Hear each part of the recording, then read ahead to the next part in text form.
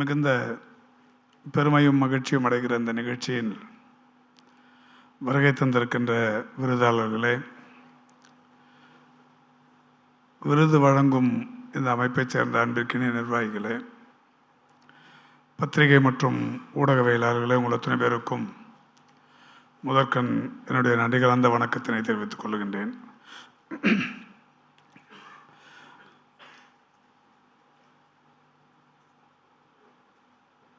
விருது வழங்குவது என்பது மற்றவர்களை ஊக்கப்படுத்துவதற்கும் உற்சாகப்படுத்துவதற்கும் மட்டுமல்ல என்பதையும், அவர்களை மேலும் இன்னும் சாதனையாளர்களாக ஆக்கிட வேண்டும் என்கின்ற வகையில் அவர்களை தூண்டுகின்ற வகையில்தான் இந்த விருதுகள் அமைகிறது.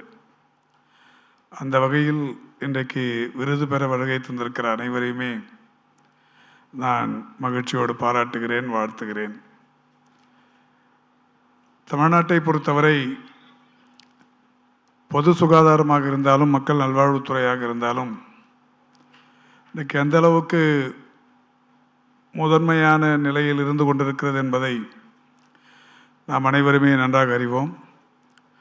அதற்கு அரசு மருத்துவ நிர்வாகங்கள் மட்டுமல்லாது தனியார் மருத்துவமனைகளும் ஒருங்கிணைந்து அரசு நிர்வாகத்தோடு ஒருங்கிணைந்து செய்து கொண்டிருக்கின்ற மகத்தான காரியங்கள் தான் என்பதை நீங்கள் நன்றாக அறிவீர்கள். அதனால்தான் அரசும் தனியார் மருத்துவ நிர்வாகங்களும் ஒருங்கிணைந்து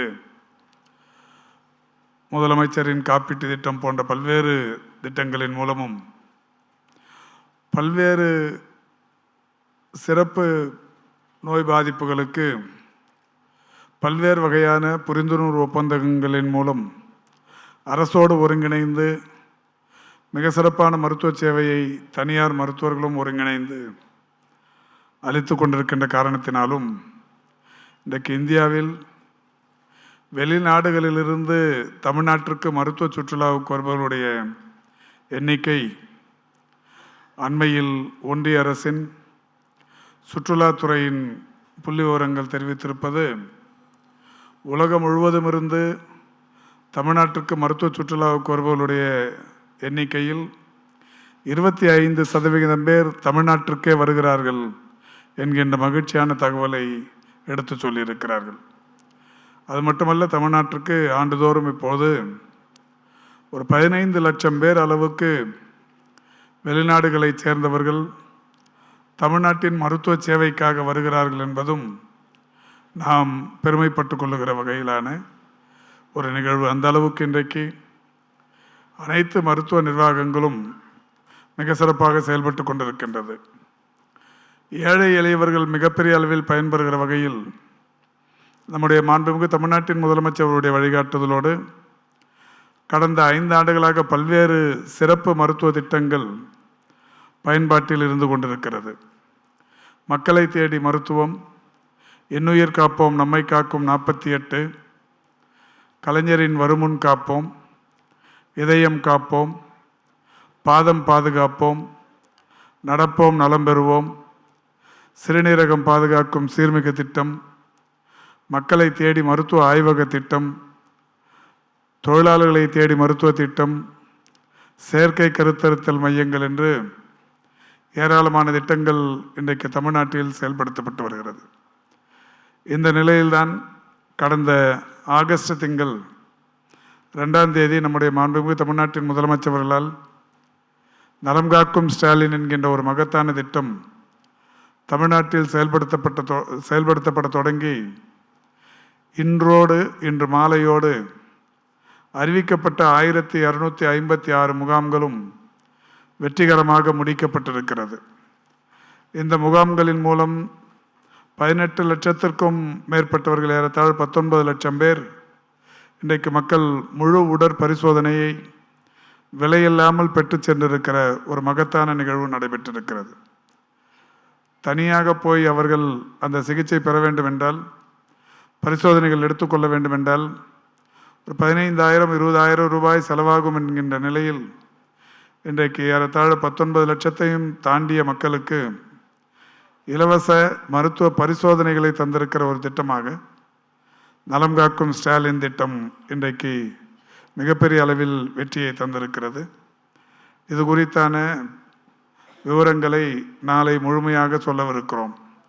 எந்தெந்த துறையில் எவ்வளவு பேர் பயன்பெற்றிருக்கிறார்கள் என்கின்ற விஷயம் இன்னும் சற்று நேரத்தில் அந்த கடைசி முகாம் அதனுடைய முழு விவரங்களும் தெரிந்ததற்கு பிறகு நாளை காலை அது தெரிவிக்கப்படவிருக்கிறது. அதேபோல் கடந்த மாதம் தமிழ்நாட்டில் இன்னொரு மிக சிறப்பான திட்டமும் கூட தொடங்கப்பட்டது.